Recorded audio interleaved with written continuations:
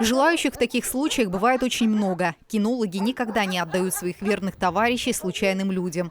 Новый владелец обязательно должен быть надежным, иметь опыт содержания таких серьезных псов и, конечно, любить животных.